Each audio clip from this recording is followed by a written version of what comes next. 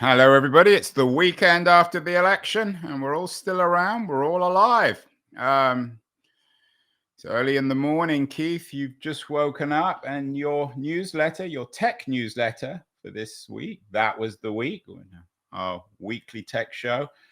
Good morning, America. AI, Trump, and the future. You're not happy that Trump won, but have you changed your mind in the few days since the election? Well, I'm not going to change my mind about who I voted for. I voted for them, and I'm happy I did. What I didn't anticipate is the gap between Trump and Harris being so wide. I did anticipate that there was a chance he would win, but I thought he wouldn't win the popular vote, for example. Well, you have to admit, I don't always like to rub it in, but I made it clear to you in several shows that Trump was going to win, and you dismissed me. Well, there is a bit of ideology in this. Even if you think it might be true, you don't want to admit it until the last vote is counted. Why? I'm not a big Trump fan, but it was obvious.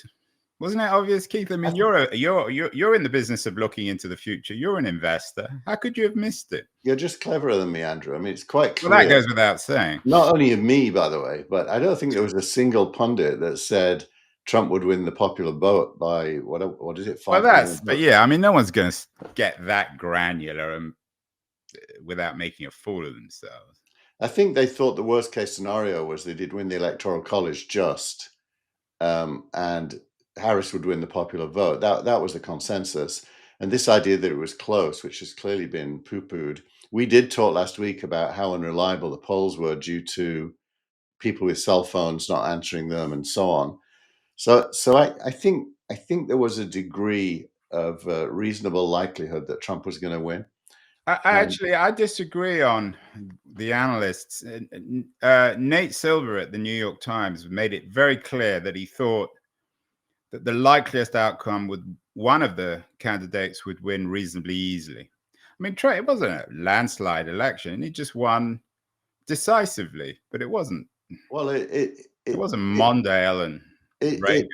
It wasn't. Or Mondale and Nixon. Well, you have to define landslide. I think committed Democrats will feel, emotionally at least, that it is a landslide because they were not even close. And when you consider that out of all the counties in the US, which I believe there's just over 1,300, more than 90% of them improved the trend towards Trump. So it was even the MSNBC have described it as the broadest multiracial class-based coalition that America has ever seen in an election, even though the word coalition. So is this a reason, Keith, that we should be celebrating? We're going to talk a little bit about your favorite subject, woke politics, later, but clearly America made it, in the way they voted for Trump, the country made it clear that it's not like perhaps Trump and certainly like the left obsessed with race and cultural identity. Everybody voted. I mean, whatever it was, what were the numbers? I think a majority of Hispanic Americans, or certainly close to a majority. 45%. Black men, so blah, blah. We've all heard the numbers. Does that suggest that America is in a better state than we thought? That it's not that it didn't vote tribally? I don't think it did vote tribally. I've been in quite a few back and forths in the last few days with friends of mine who think that all 73 million Trump voters are misogynist, racist, anti-trans. I'm amazed that you have friends like that. Acquaintances, let's call them, and former friends, Keith. I hope you put them in their place. If you contrast Kara Swisher with Joe Scarborough literally the day after started talking about all the mistakes the Democrats made and was prepared to acknowledge it and investigate it. But I think a lot of people aren't. They're I think in your cycles of Dantean hell, Lena Khan's at the bottom, but probably Kara Swisher's about one rung above her. You talk in your editorial about 7 stages of grief. One of the things that surprised me, I have to admit, about your editorial was your confession that you spent so much time watching it. I watched for about 10 minutes. It was even before any of the numbers were in on Wisconsin and Pennsylvania. It was obvious by the time the numbers were coming in on Virginia and Florida and Georgia that he was going to win big. So why did you actually watch? It's like watching Man United or Spurs. They always lose. You know, I demanded myself that I understand how people are thinking and reacting. So I watched because I don't just want to have my own point of view. I want to know which way the wind is blowing and form a point of view about that as well. And to do that, you've got to engage with everyone. So I toughed it out. I did go to bed around 10 o'clock, by the way. I didn't stay up all night. Oh, so you weren't up all night? Because I know one of the pieces that you linked to this week by Scott Galloway, I guess he's on the East Coast, or I think he may even be in London. He talked about staying up all night. And from your editorial, firstly, as you note, you defend Trump voters. They're complicated people like all of us, you suggest. They're not racists or members of the KKK. They're not fascists. And then at the end of the editorial, Keith, it's almost as if you're beginning to change your mind. I'm quoting you, Trump, I'm quoting you, Trump will not deliver good schools in poor neighborhoods or better paying jobs, but his rhetoric sounds like he understands. He even managed to sound mildly pro-abortion a lot of the time, neutralizing the woman's rights vote. He sounded pro-innovation by praising SpaceX and Tesla. He sounded better on regulation by criticizing Lena Khan. So are you coming around to at least acknowledging that it might be morning in America? I think from the point of view of tech, if I stop being a political citizen with a point of view and just think about my job, it's definitely better for America, without any question. He's pro-innovation and anti-regulation as long as he sticks to it. I worded the editorial carefully to imply that you can't trust that he will. Because well, you can't trust he will do anything. Who knows? He might die tomorrow for all we know. Exactly. But I do think that Democrats don't know how to make capitalism work for them. That's a nice one. Say that again, Keith. Democrats don't know how to make capitalism work for them. They basically. Is that your phrase, or did you steal that from someone else? I just made it up. I won't claim that there isn't someone out there that has said that, but I didn't know. I'm going to put that in the title. Democrats don't know how to make capitalism work for them. And because some people might push back and say, well, the CHIPS bill under Bidenomics was making capitalism work for them. They just didn't know how to explain how they were. Well, I think they see enemies, not friends, in tech. They really don't understand that the driver of wealth is the production of values, and the production of values requires innovation and productivity gains. And if there are going to be gains, it'll come largely from the application of human inventions to problems that we're better now at solving. So AI is generally good, and most of what tech builds is good, including chips. Both parties suffer from this narrow nationalist view, which is American chips are good, but other chips are bad, which I don't sign up to. But the Democrats are chip is a chip to you and I, Keith, as internationalists, aren't they?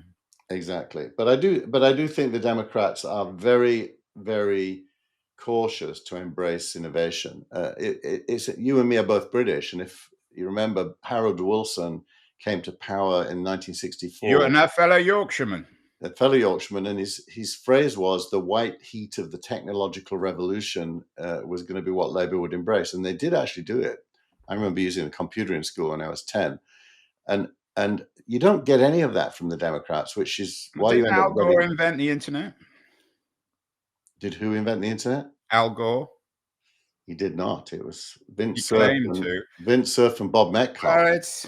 Maybe things aren't quite as bad. And talking about America, your colleague at SignalRank, very smart young man, Rob Hodgkinson, wrote a really interesting piece, an ode to American exceptionalism. Actually, we've got a bonus interview for this week of That Was the Week. I sat down with Rob and we talked more about American exceptionalism and the role of AI and SpaceX. So we're going to affix that interview to this one. Yeah. And one of the pieces, speaking of American exceptionalism or American strength, Keith, you linked to in this week's newsletter is from Value Capitalist, suggesting that the S&P 500 makes up 51% of global stock market value. And as you and I discussed before we went live, what does that number boil down to if you just talk about the Magnificent Seven, the biggest tech companies? Well, that portion is $40 trillion. That blue portion, I think it is. I can't see the whole screen. $40 trillion. $40 trillion. Of S&P 500 or the M7? The whole S&P 500 is 40 trillion. Yeah. The part of it made up by the big seven, the M7 as they're called, is about 14 trillion. So about a third of that. So roughly 15% of world stock markets are accounted for by 7 American companies. It's astonishing. And coming back to your now iconic remark that Democrats don't know how to make capitalism work for them. Do you think, perhaps consciously or otherwise, that a lot of the criticism of big tech these days, of that Magnificent Seven, is actually a criticism of capitalism? I think it isn't a criticism of capitalism. It's a in their intellectual framework. They think that capitalism left to its own devices will result in bad outcomes for people, and that only governments can correct that. And so they're a huge believer in top-down regulation. And the spirit of that is to protect people. But what it ends up doing is dampening down progress. And they haven't really found where the line is. Well, FDR did, and Biden would claim that Bidenomics is a compromise between a completely unregulated free market and careful and responsible government investment in innovation. But then why does Lina Khan not allow... Well, Lina Khan had nothing to do with the CHIPS Act. She didn't allow Adobe to acquire Figma. Yeah, but what's that got to do with Bidenomics? It's got everything, and we're not talking about Bidenomics. You're talking about Bidenomics. I'm talking about You've just got an obsession with Lina Khan. You've always had an obsession, admit it, Keith, ever since we started this show. Well, just because she's terrible. You've gone after Lina before Lina even existed. I think you dislike Lina more than Musk does. I don't know about that, because I don't know what his views are, but I do know that he's made it clear that he wants her fired on day one, and she will be. She thinks that success in tech and getting big as a company and being part of the S&P 500 and global markets is bad. And just as she thinks that men, not her, but the Democrats think that white men, are not as worthy as, let's say, trans men. I'm not going to defend Lina Khan, Keith, but I don't think you and I know anything about her politics. She's just actually, I wasn't talking about her then.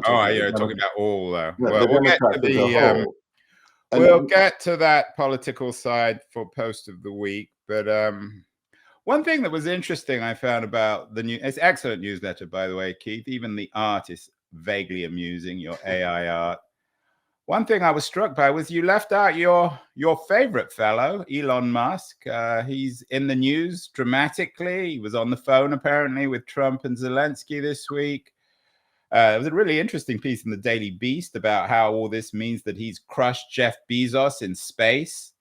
And, of course, there are all the pieces about now how the Trump presidency will be a co-presidency. What do you make of Musk's role in the Trump victory? I mean, it happened very fast. A few months ago, it wasn't even clear if he was in the Trump camp.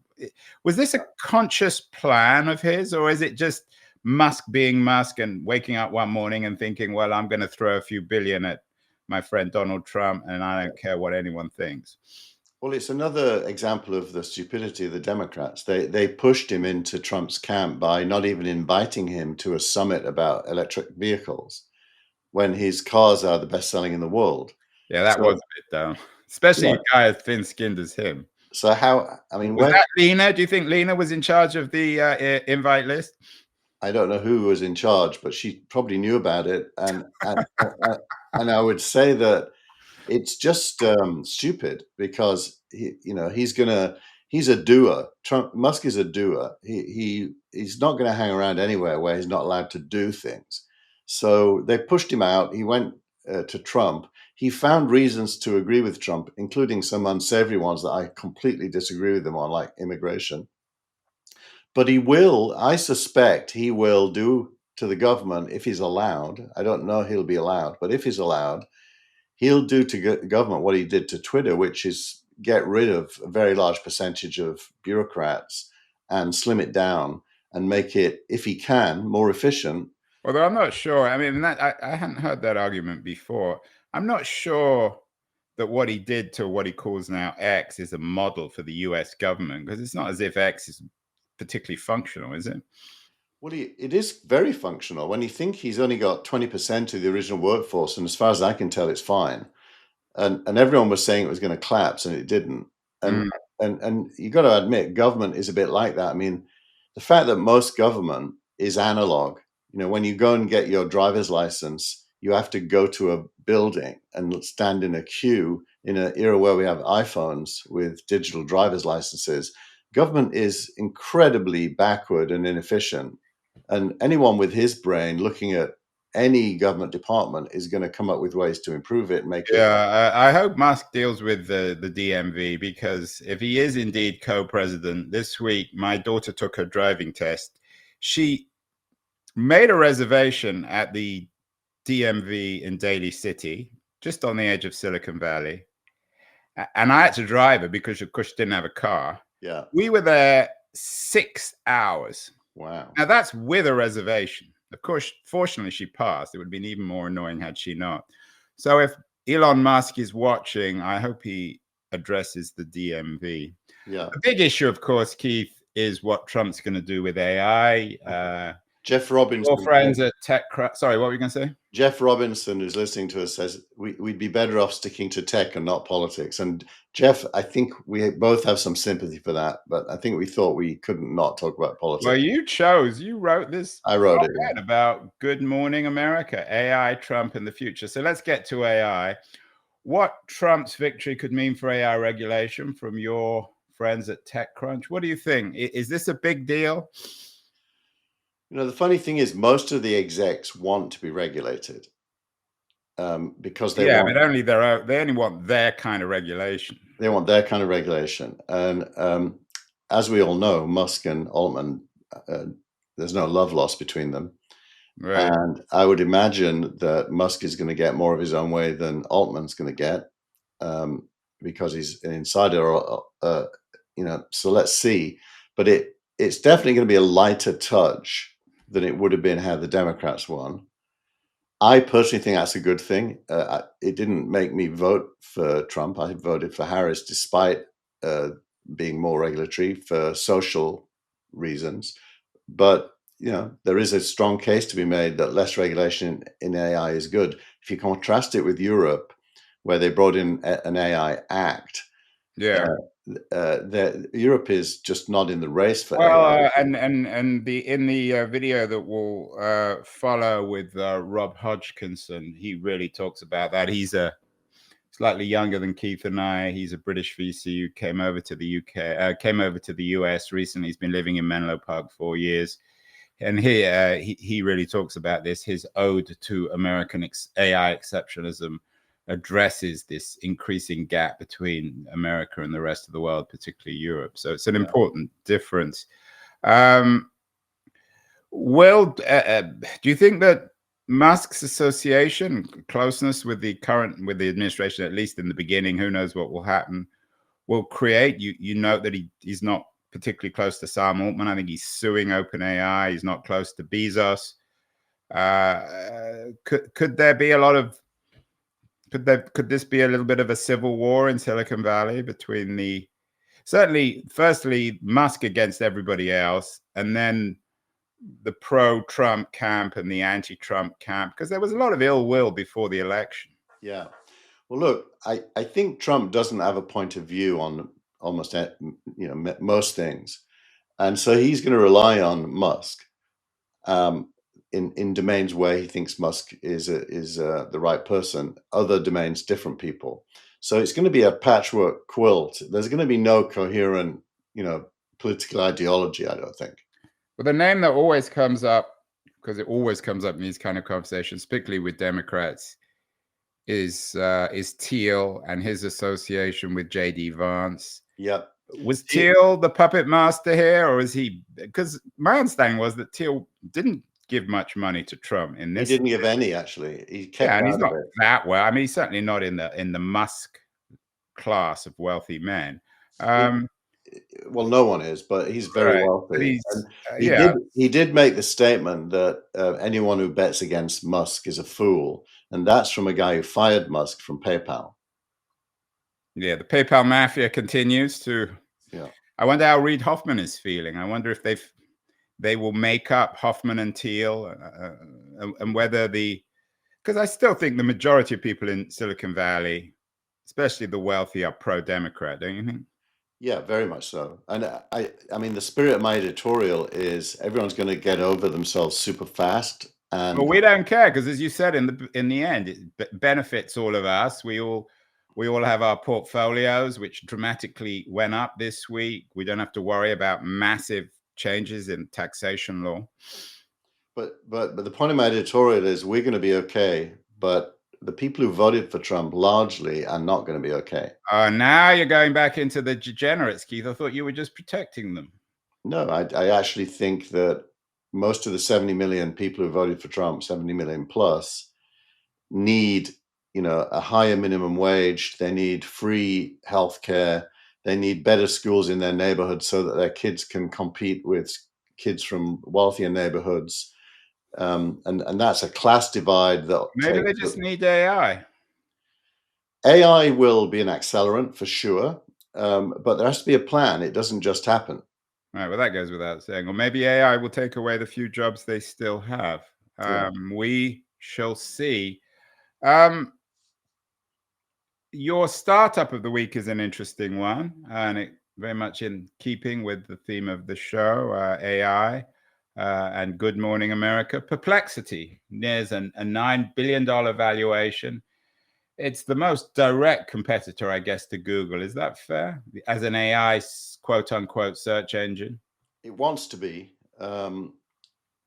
I don't know that it really is, because I'm not convinced that the interface for search is going to be a web page, which Perplexity is a web page that embeds AI inside.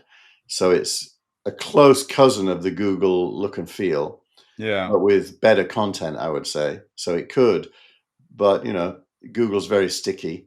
I think OpenAI is a more dangerous competitor for Google. Well, that goes without saying. I mean, it has a $150 billion valuation. I agree. I think Perplexity is one of these companies that will get squeezed. Is that you can't be half pregnant in the tech market, to use some cliches. My wife uses it religiously. What, being half pregnant or Perplexity? Perplexity. She's definitely not half pregnant. That would be there'd be a medical emergency with that to be true. Oh, so Janae uses it, and she's at what, Crunchbase, so maybe it's for real. I mean, last week we announced the OpenAI search engine, or OpenAI sort of reimagining itself as a search engine. So what does Perplexity do that nobody else does?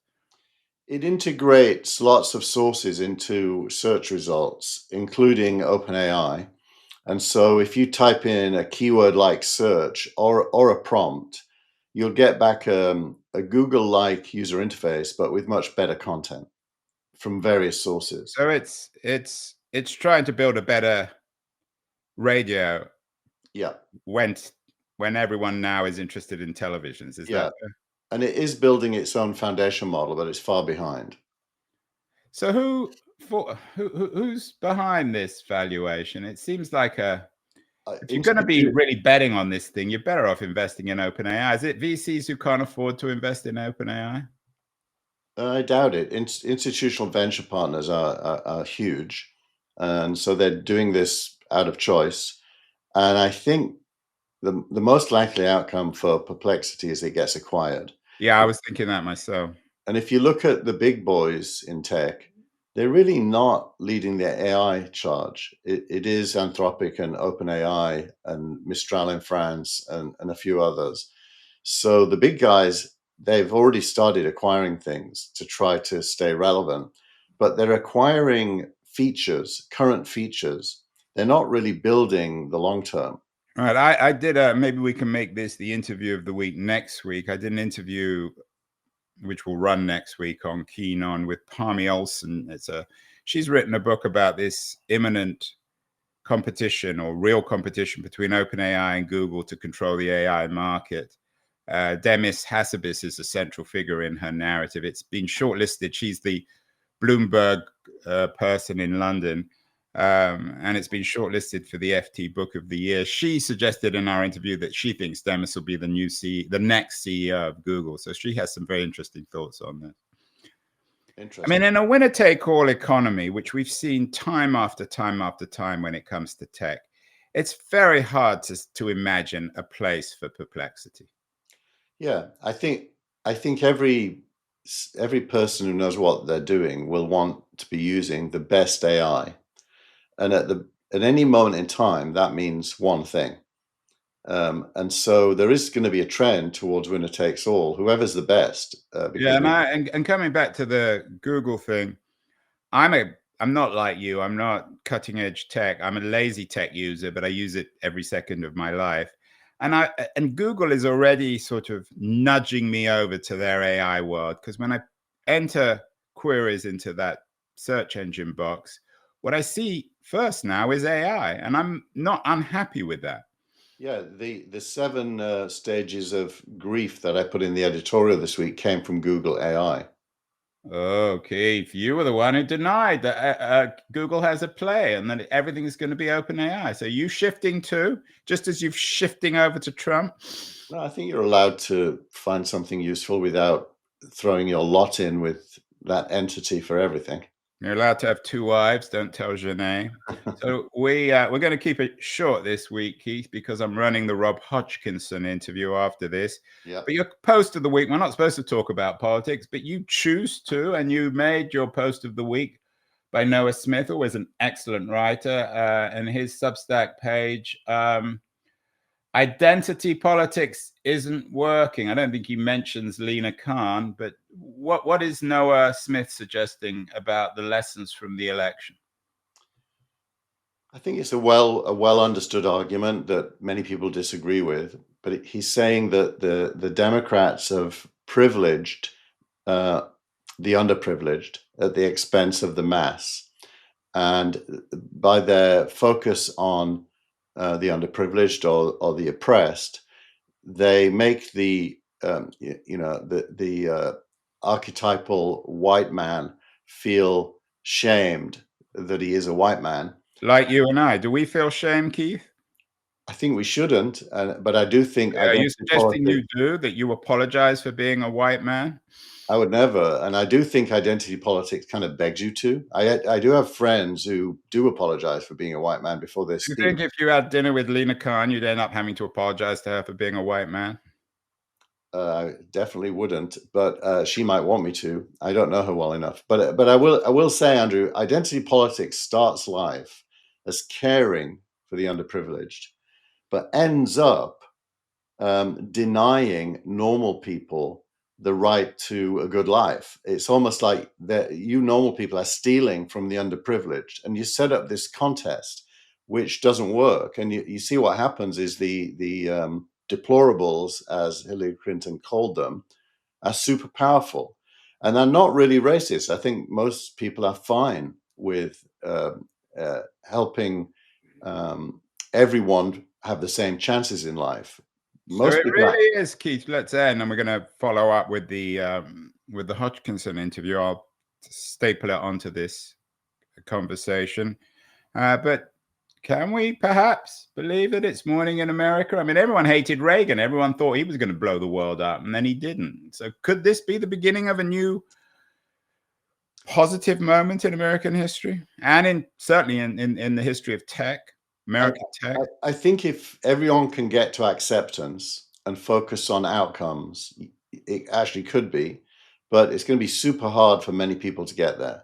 Well, if you want to get there, read Keith's 7 Stages of Grief. He's done it already, and he took him about 15 minutes, and now he has a Good Morning America, AI, Trump, and the Future. We're going to run the Rob Hodgkinson after this, Keith, and I'll see you next week. I'm sure by next week, it won't be morning in America. It's probably evening.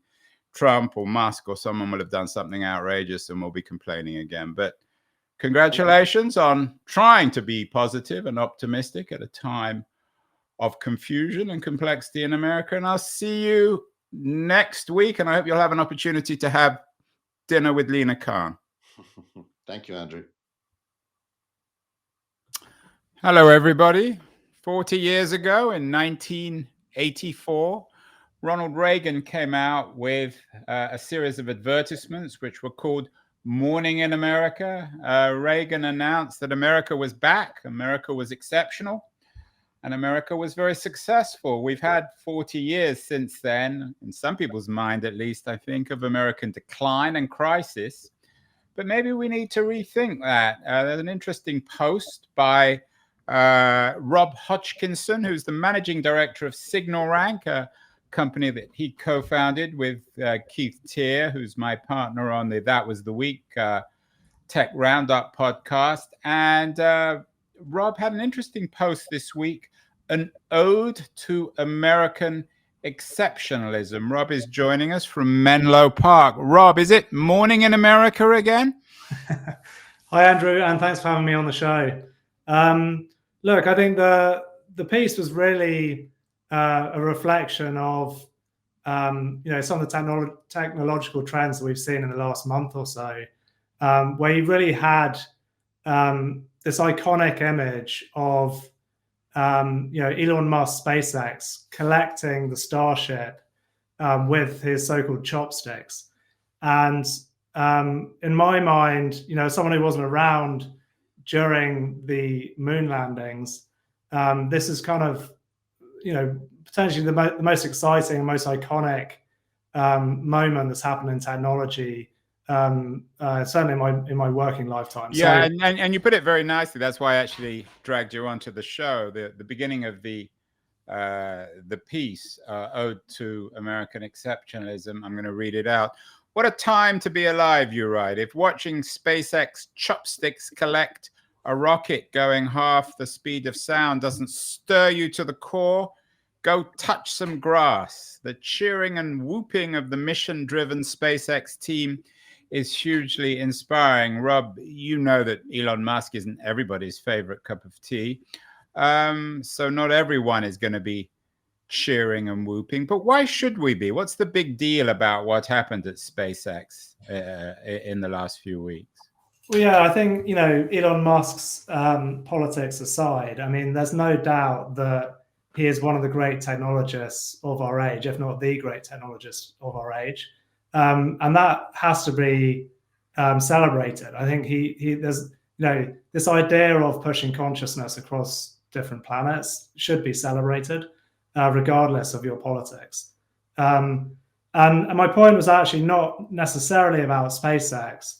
It was more that, as I said, this is kind of iconic and really kind of thinking about what are the technologies that have enabled this and what is America's role in, or what is America's position in actually enabling those kind of fundamental technologies. Yeah, and coming back to Reagan's Morning in America, of course, Reagan came to power after the 70s, after the, I don't know if it's the catastrophe or disaster, certainly the rather gray America of Jimmy Carter. Is something building in America? I know you're not necessarily a political analyst. Maybe we'll talk about the election at some point. But has something happened on the tech front? Your piece about American exceptionalism is very much focused on AI. How central is these breakthroughs in AI in terms of revitalizing the American economy, Rob? Yeah, well, I think what's interesting about the fact that you bring up Reagan is that if you look at some of the cultural zeitgeist that some of the leading VCs in the world are propagating. It is very much rooted in the 1980s, 1990s thinking within America. If you watch the Founders Fund videos, they are evoking this kind of 1980s kind of cultural moment. And to be honest, it's actually, really VCs are actually very good parrots or mirrors of what's happening in society more broadly. And actually, I'd argue that we are seeing this kind of re-celebration of 1980s and 1990s kind of culture. If you look at what have been the top movies in the US recently, they are out and out celebrations of Americana. I mean, the biggest movie in 2022 was Maverick. The biggest movie last year in America was Barbie, which yes had a kind of a feminist spin on Mattel's product, but it's really harking back to a different era, and that kind of cultural vibe is what the kind of although it's worth noting, Robert, isn't interesting that you bring up Barbie, because of course the other dominant film last year was Oppenheimer. That's right. Which looked back to a different period and had quite a different take on technology and the role of the state in technology. So America has a complicated history when it comes to technology and power and war. Well, I think that's right. I mean, the iconography is of the 1980s, but actually, if you think about America's kind of prime time in technology, I think what people are really evoking is the 1960s, or the 1950s and 1960s, when you had this excitement around rocketry, around supersonic travel, arguably around nuclear power, and so I think those kind of trends you are seeing, even before the election. I think some of those kind of cultural trends you're seeing quite clearly. Yeah, we are talking, of course, after the election. When I read your piece, I thought of the so-called Sputnik moment, which triggered the American explosion of innovation in the 60s. Do you think there was a Sputnik moment that has generated so much innovation of guys like Elon Musk? I think, as you'll see in the piece, I basically make the point that America having a perceived or real threat is actually helpful for the kind of innovation ecosystem, and arguably for the country as a whole, because it forces the country to actually pull together in the same direction rather than being more kind of inward looking. And so I don't think you've had a similar Sputnik moment in the US at the moment, but you certainly have this bipartisan approach to China. And I wonder whether, maybe it's not a concrete Sputnik moment in the way that Sputnik created the Sputnik moment, but maybe there were a series of TikTok moments where America began to wake up to the reality of China's new cultural and technological power. Yeah, I think that's probably right. And it is, one area where there is actually a kind of bipartisan agreement that, taking a serious look at kind of Chinese intentions is a kind of a view taken across the aisle. Yeah, and you mentioned in this piece, an excellent piece, Rob, Chip Wars by Miller, who's been on the show several times. That was a book that seemed to wake people up. You see this as an important book. What does it tell us about what we're going through? I actually think I feel like I learn. I've been a student of Silicon Valley for a while. I've actually only been here physically for 4 years, but I feel like I learn more about Silicon Valley reading that book than any other book that I've read. Well, funnily enough, he teaches at Tufts, so he's not actually based in Silicon Valley. Yeah. No, but in terms of the history and the relationship between the kind of government and Silicon Valley and the kind of trials and tribulations of that relationship, and I think what I argue in the piece is that actually there is this kind of rapprochement between government and Silicon Valley, or if not a rapprochement, then certainly it's less antagonistic than it has been, in the last 10, 15 years. Yeah, and we did a show a few days ago with the co-authors of a new book called Unit X, which has actually been shortlisted for the FT Book of the Year award, about this new alliance, some people might consider it chilling, between Silicon Valley and the Pentagon.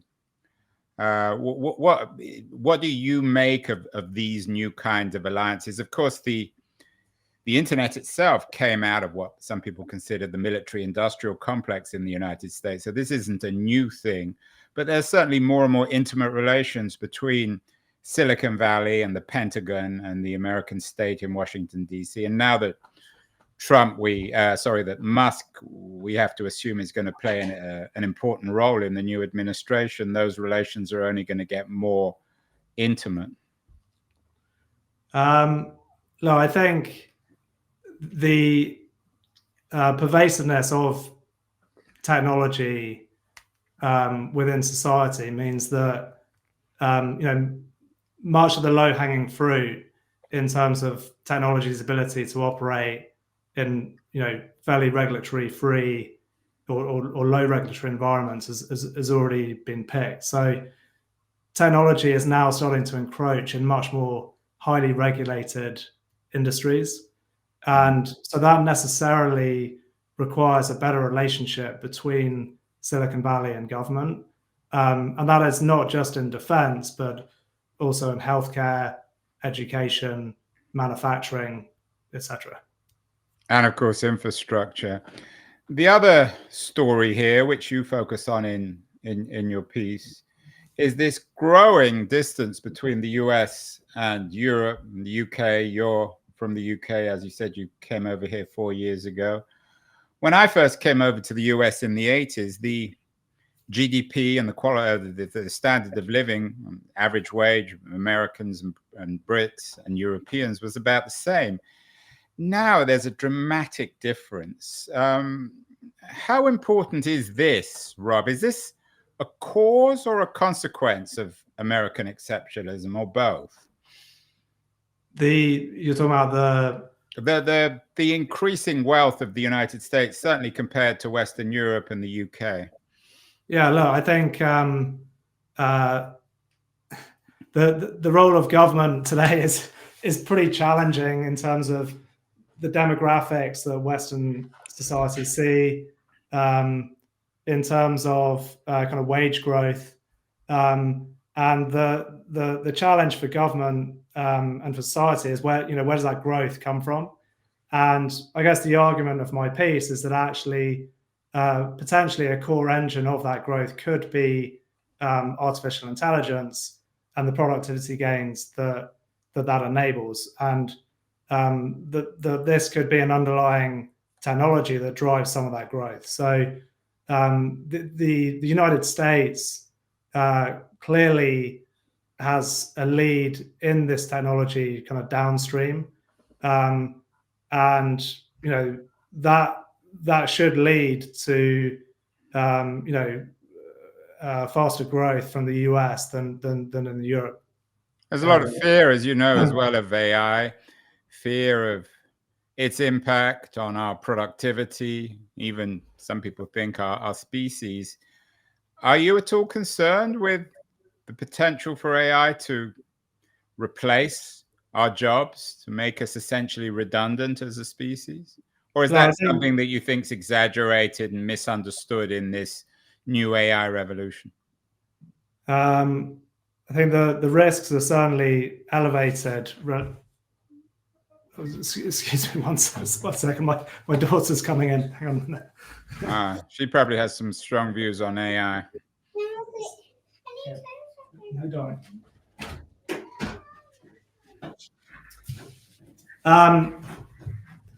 Well, there's very human intervention there. Yeah, well, at least you were a real person, Rob, and not an AI controlling your child. So your question was, what are the risks around AI? Well, you talked about it increasing American wealth and productivity. For some people, does away with our jobs, makes us redundant. How do you respond to that critique? I think it's a very real. There's a very real risk there, and I think, given the election result that we've had, you would expect more kind of deregulation to come into not just AI but across the economy, which you would have thought, yes, will unleash growth, but could also have material impact on the well-being and incomes of pretty significant proportion of the workforce. What do you make, Rob? I know you're not a political analyst, but what do you make of what seems to me to be a contradiction in the election? Whereas I think the majority still of the business community and certainly of innovators like Musk were supportive of Trump and will acquire more power in the new administration.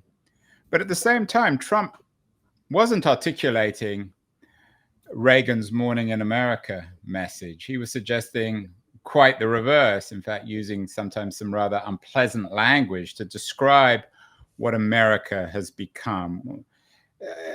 In this sense, is there a difference between the America of Donald Trump and the America of Ronald Reagan? No, I think there's a difference between running a campaign and running an administration. And what we saw from the last Trump presidency was that the only thing you can predict is unpredictability. So I think we'll have to wait and see exactly what policies and which personnel are actually promoted, because as you know, I think policy is really people, and so the people who are in the administration pushing that agenda will have different flavors of the agenda they want to push. So Trump is more concerned at its core with kind of traditional industries. But having said that, he's obviously picked JD Vance, who's a former VC. He's advised by Elon Musk, Peter Thiel, and others. So the extent to which the administration focuses on traditional industries rather than semiconductors and AI is certainly going to be something to watch. And he's also, of course, he seems to be a big fan of crypto, although he's often a fan of something until he's not. Is this something that you think is important in terms of American exceptionalism? Is it conceivable that in this new administration, if we're talking about structural changes, that we will see the emergence of a real crypto economy where the economic authority of the American central bank is somehow replaced by a distributed financial network? No, I don't think. I mean, as I said, I think the unpredictability is really the kind of core tenet of his style, and so it really depends on the personnel who maintain kind of his ear throughout the administration. Just going back to my piece, I mean, it wasn't really about American exceptionalism per se. It was really about how specifically in relation to AI, that is where there is an American exceptionalism today. And by the way, that doesn't necessarily mean that there will be American exceptionalism, for a sustained period of time. I think. Morning in America, of course, never lasts forever. There's always an afternoon and an evening. Your piece does compare in an interesting way Europe and America. You describe Europe as Y Combinator without the equity. You talk about the I think what you interpret at least as the overregulation of the European economy when it comes to AI. Is that the real problem? Because there's a lot of smart Europeans, a lot of innovative Europeans, but they all seem to end up here. Many of the fathers of AI are, in fact, from Europe. Even the so-called godfather of AI who just won the Nobel Prize, Geoffrey Hinton, is British, and the founder of DeepMind, who also won a Nobel Prize this year, is British. So what's going on here when it comes to comparing the innovation in Europe around AI and in the United States? Yeah, I think I made the point that actually Europe has been a fantastic factory of AI talent. There are actually more AI professionals in Europe than there are in the US. The problem is, as you mentioned, is that people don't tend to stay around. So Europe has generated 22% of AI experts or professionals, but actually only 14% of them are still working in the continent. So, and that is true both for academics, but equally kind of practitioners, and that flows through into companies too. So, as you mentioned, I mean, Geoffrey Hinton famously, moved from the UK and ultimately found himself in Toronto, in part because he couldn't get the funding in the UK for his focus on kind of neural networks. So, and again, he, if you look at some of the students under his tutelage, it was, Ilya from OpenAI, Jan LeCun, Meta. So, some of these great kind of European AI thinkers have, as you said, ended up in the US. And unfortunately, from the European perspective, that's turned from kind of a trickle into a flood. And the question is, how do you, and I don't have any answers, but how do you actually stop that from a European's perspective? Well, you're another European entrepreneur who came over to the US. Your partner, Keith Teare, came here in 25 years ago. Are people coming because of the opportunity, because of the lower taxes, because of the climate? I mean, you're in Menlo Park, Northern California is very nice. Why did you come here, and what again does this tell us about perhaps the crisis of innovation in Europe at the moment? Well, I think Silicon Valley is a unique ecosystem, and the inputs in Silicon Valley, many have tried to replicate and no one has succeeded yet. In terms of that combination of talent, capital, and the kind of regulatory regime. And there's a book that I referenced at the end of the article by Harvard Josh Lerner, Boulevard of Broken Dreams. Why public efforts to boost entrepreneurship and venture capital have failed and what to do about it. What does this tell us? That you can't replicate? Everyone wants their own Silicon Valley, but you're suggesting it's impossible to replicate?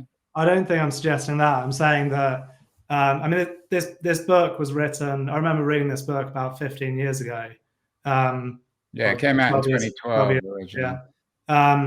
So this book has been around for a while. And the lessons from it are,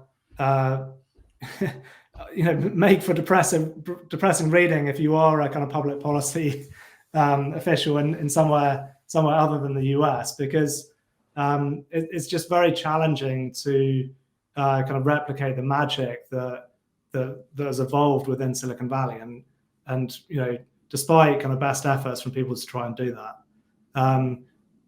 That also sounds maybe potentially overly negative, and that if you look at what's happened in Europe, the Middle East, and China in the last 10 or 20 years, those ecosystems are flourishing, and the number of unicorns created outside of the US has grown dramatically. But when it comes to trillion-dollar companies, I think there are 6 in the world today, and 5 of them are probably an hour's drive from where I'm sitting. It is an astonishing story. What about the role of regulation? You touch on it in the piece. Is this, particularly in the EU, is this the problem? Over-regulation? The Europeans have been very, quote unquote, innovative when it comes to dealing with big tech, but it doesn't seem to have benefited them. They don't have their own search engine or powerful e-commerce platform, or hardware company like Apple. So is regulation a failure in your view in Europe, in the EU?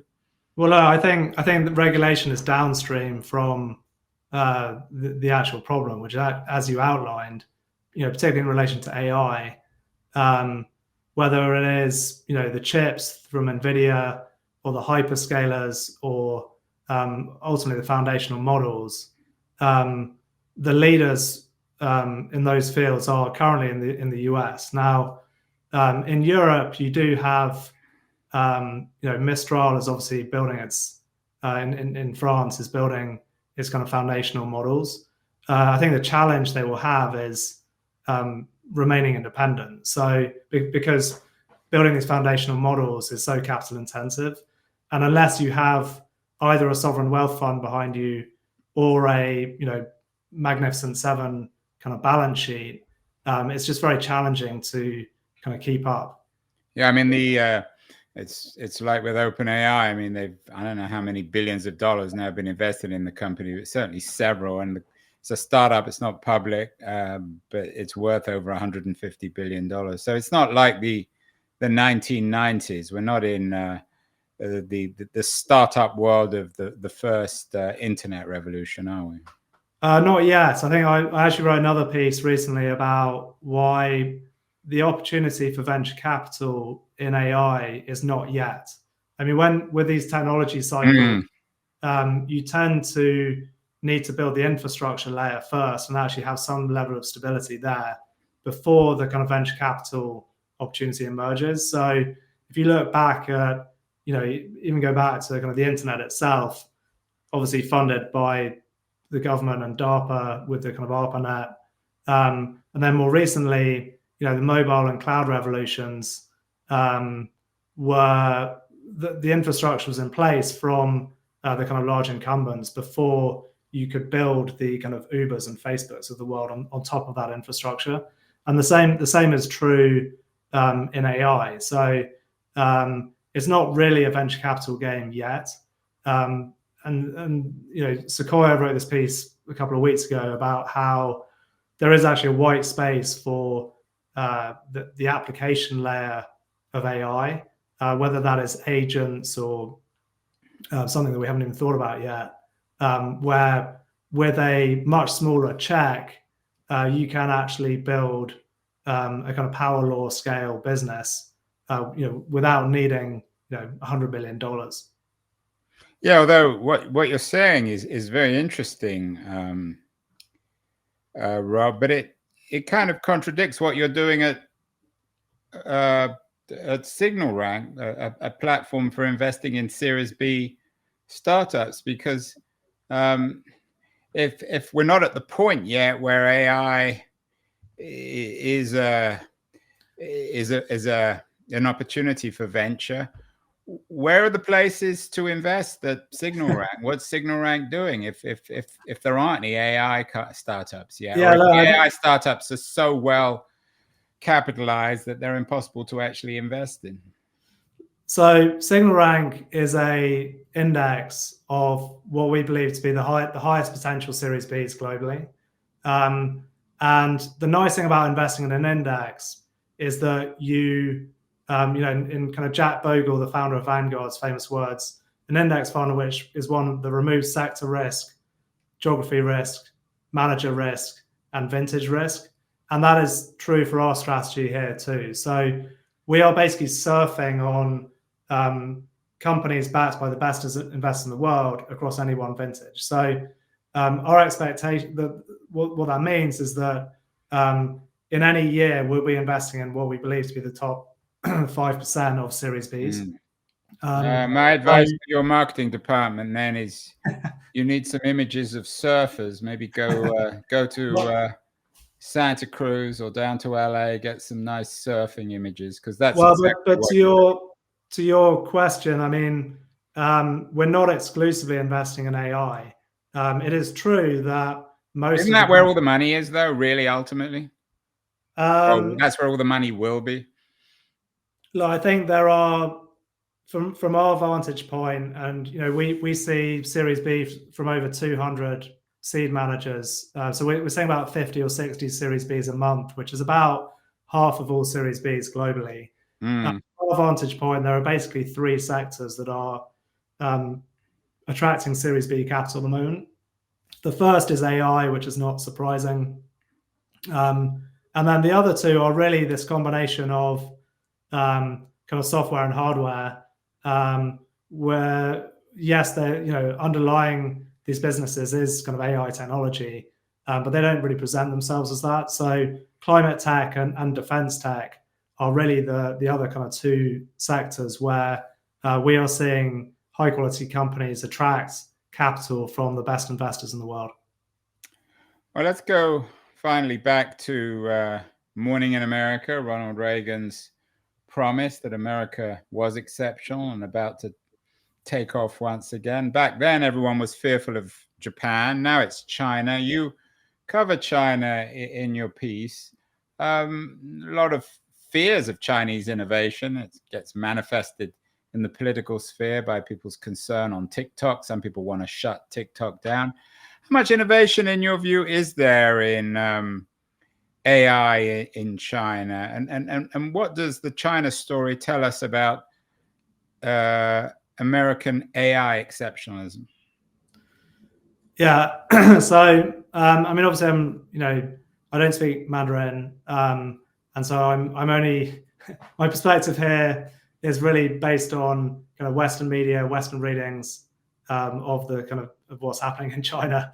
But my perspective is, actually much influenced by a kind of FT article recently about how innovation in China is currently going through a challenging time, in part because of the kind of broader macro slowdown that's happened in China since the pandemic, and in part because of kind of regulatory crackdown that the large companies like Tencent and Alibaba have kind of endured recently, and that's had kind of second and third order effects in the related to the kind of strategic competition of the US is the fact that international investors have now kind of shied away from investing in Chinese startups, and US capital markets are largely no longer a kind of exit avenue for kind of Chinese startups. Again, if you're a Chinese student in the US or the West, if there are fewer kind of startup opportunities back in China, you're more likely to stick around in the US and West and look for kind of opportunities here. So, Rob, your message really for any innovator, entrepreneur, technologist, if they're watching in China or Western Europe, Middle East, Africa, they should all come and live in the US because it's morning once again in America. Is that fair? I don't think it's that optimistic. I think there are massive risks on the horizon for technology and innovation in the US. What are, I mean, finally, Rob, you bring up the risks. What are they in the US? Look, I think we have a new president-elect. The risks of tariffs are significant. The risks to immigration are significant. I think people are expecting a kind of wave of deregulation, but there has to be a question about by whom. So, to what extent will some of the actors involved in that deregulation actually achieve regulatory capture themselves? Is a question that we should be asking ourselves. But as I said at the top, I think the overarching theme should be one of unpredictability, because we don't know what the kind of personnel will be in the Trump administration in the next 4 years. So yes, I'm optimistic in terms of the direction of technology and the direction of the kind of AI developments, but that's not, it's not to overlook, some of the risks that are very real and are kind of short-term risks we have to manage. Now, they're the unknown unknowns and the known unknowns. Rob Hodgkinson, author of An Ode to American Exceptionalism. Finally, some optimism on the American front. Maybe it is indeed morning in America. Rob, thank you so much. Very interesting insights into what's going on in the US, SpaceX, AI. Keep in touch, Rob. We need your expertise. Thank you so much. Thank you, Andrew. Appreciate it. On the scene, he's got the voice that's mean, asking those questions that you never seen. He's got that fire, burning bright and clean. Andrew Keen making waves, break the routine on the Keen on show. He brings the heat, asking the minds, digging deep till they bleed. No sugar-coated truths, no lies to deceive. Andrew Keen, the master of the interview beat. He's got the knowledge, he's got the flair, challenging ideas with a fearless stare. With every question, he's uncovering what's there. Andrew Keen, a truth seeker, he's aware.